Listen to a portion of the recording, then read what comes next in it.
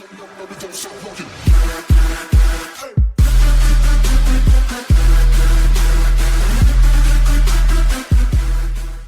guys, it's Manga Reads, and today we'll be talking about Boruto, Naruto Next Generations.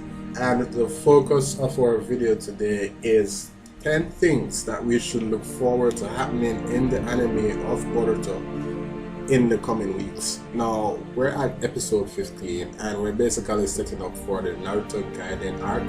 And when Naruto manga ended and Gaiden came, it was pretty interesting. We had something to really dwell on to get some closure from Naruto, to prepare us for Boruto, and I enjoyed it. And I've been rereading, and there are a few things in it that I would like to see animated. I'm sure many of you guys feel the same way. Our list might differ in some ways whatsoever, but I'd like you guys to tell me what you think on the comment sections down below, the things that you want to see most. Now let's get to it. Now this list is ranked in order of importance, so least important to most. And number 10 being the least important in my opinion is seeing the new Akatsuki revealed. And this isn't really important to me, but it is important to the series. This is why it's on the list. Now it's important because the leader of the Akatsuki this time is someone we've never heard of, and in my opinion I think that would have wanted something that's a bit different. But given that Gaiden, in my opinion, was just us getting something to give us some closure with Naruto ending, I think would have been fine to have Akatsuki there. The leader is someone who is of interest to us, and their modus operandi, their way of operation, the reason why they're there is also pretty interesting if I might add. So number 10 on the list, the new Akatsuki being revealed. Now number 9, Team 7 fighting together. Now I know Kakashi wasn't there, okay, and Kakashi is a part of Team 7. But Naruto, Sasuke, and Sakura, the last time they fought, they were saving the world. They were up against Otsuki, Kaguya. I'm telling you, Kaguya was, in my opinion, one of the most brilliant female characters I've seen in anime and manga as well. And I think she was really powerful. I think she's more powerful than Momoshiki and Kinshiki. That's just my opinion. And that was the last time we saw Team 7 really fighting. It is pretty special to see them fight again at least one more time, given that we don't know if it's going to happen. I think it might happen that Naruto and Sasuke might die in Boruto going forward. So that's number 9 on the list, Team 7 fighting together. Number 8, Uchiha Shin appears. I don't know what his voice actor is going to be like. I don't know if he's going to have that really cool, calm, collected Itachi sense about him going on. But what I do know is that it's going to be pretty damn interesting when he appears. Okay, Shin is going to be important for me for various reasons. Because, I thought that the Uchiha was dead. But seeing that there was one last Uchiha, it was pretty interesting to say the least. Now, the most interesting thing about Shin Uchiha to me is reason number 7, his secret to mortality. Now, Shin's secret to mortality, the way he achieves immortality actually, is something that really, it got my attention, because what he does is that he has Shin clones, we might call them, and these clones are regarded as like his sons or his organ donors. And you know that as you grow old, you have organs that start to weaken, they start to have complications with your health, and sometimes if you can get an organ transplant, that can help. Now coupled with medical ninja technology, such as, Sakura is pretty damn good. I don't like Sakura that much, but I do respect her skills as a medical ninja, and the ability to transplant organs freely that will really work in her system to the effect that will work for Shin.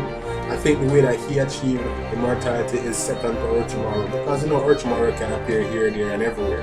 And damn, I think it was cool. I think it was interesting. I'm not sure if someone else will use that in the series going forward.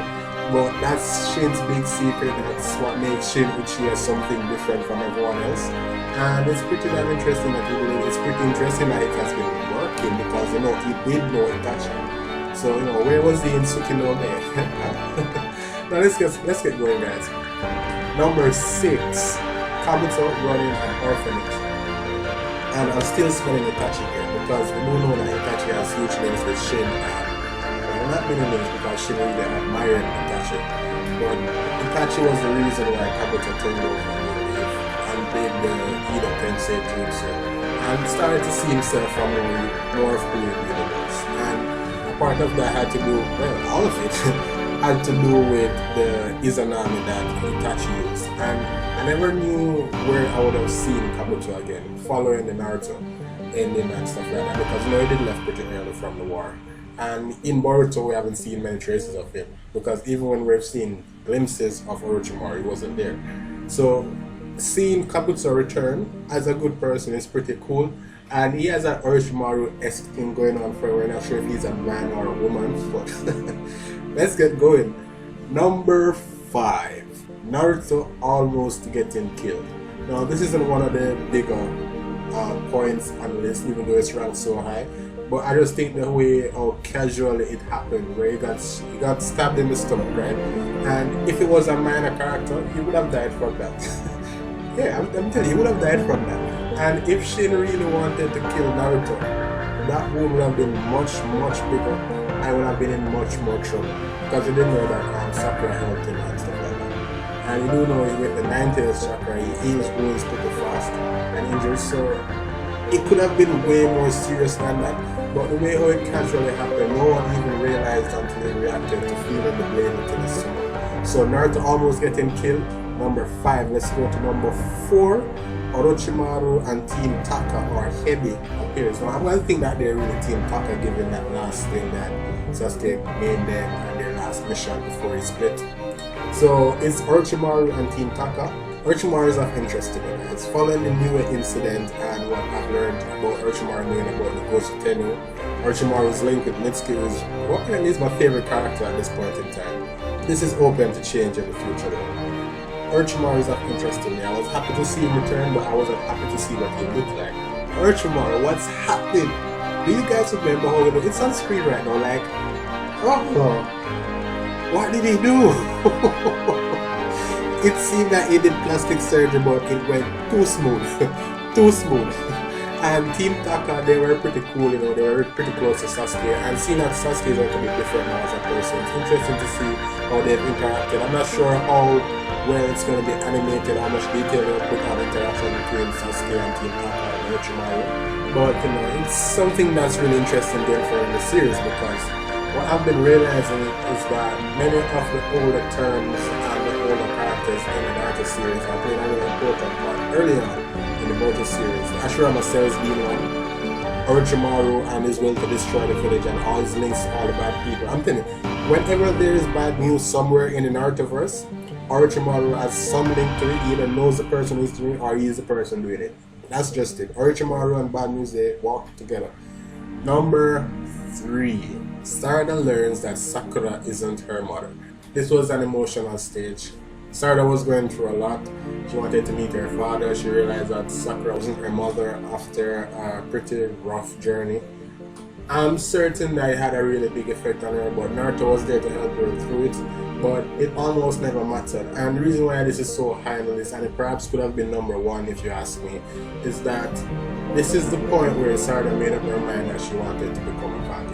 It's not at this very moment, but it's this event that really triggered that change, that desire in her mind to become a Kage.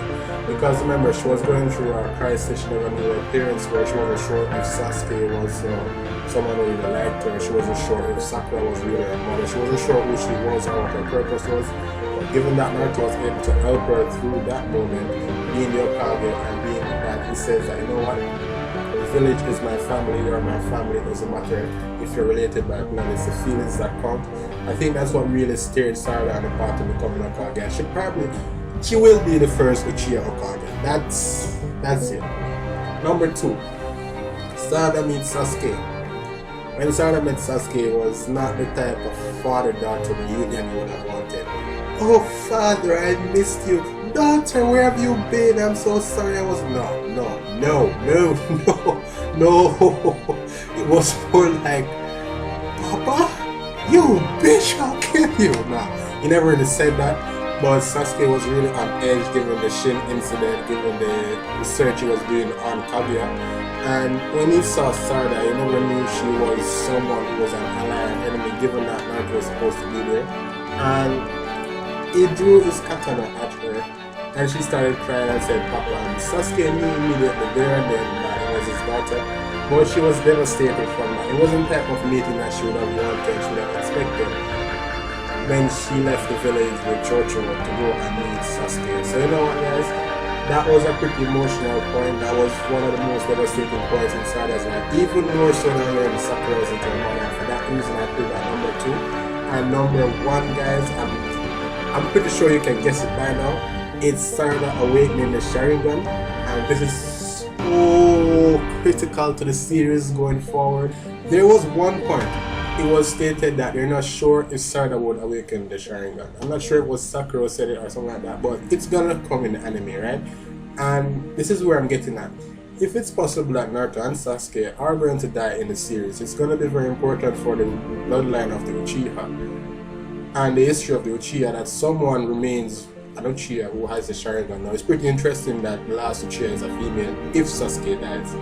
It's important for Sarada to master the Sharingan and learn all its secrets and even perhaps have the real Sharingan. I'm not sure if that's really too very important, but I do know that Mangekyo and Sharingan, it's important that Sarada has this just for the history of the Uchiha to keep alive, for the lineage to keep going on.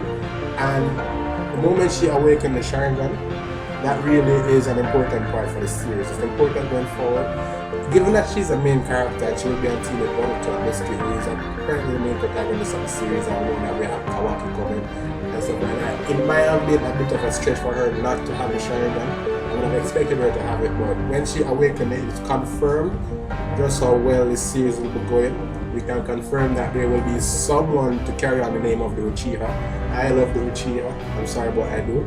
So you know what, guys? That's my top 10 things to look forward to happening in the Boruto anime going forward. Right, episode 15, episode 16 will be out in a few days, and then at about episode 19 or 20, I'm supposing, because I did spoilers on this, we will head into the Naruto Gaiden arc, and then we'll have some fun going forward. Because guess what? After Naruto Gaiden, then we will have the stuff from the movie.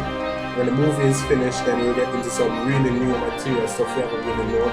But I'm thinking that's been done in the manga right now. It's been released once a month, and reviews for that as well. Live reactions are going to be done as well. So you know what, guys? It's been manga reads. It's been Boruto top 10 things that you need to look forward to happening in the anime. I appreciate your support. Like the video if you did. Comment if you have something to share, and subscribe for more.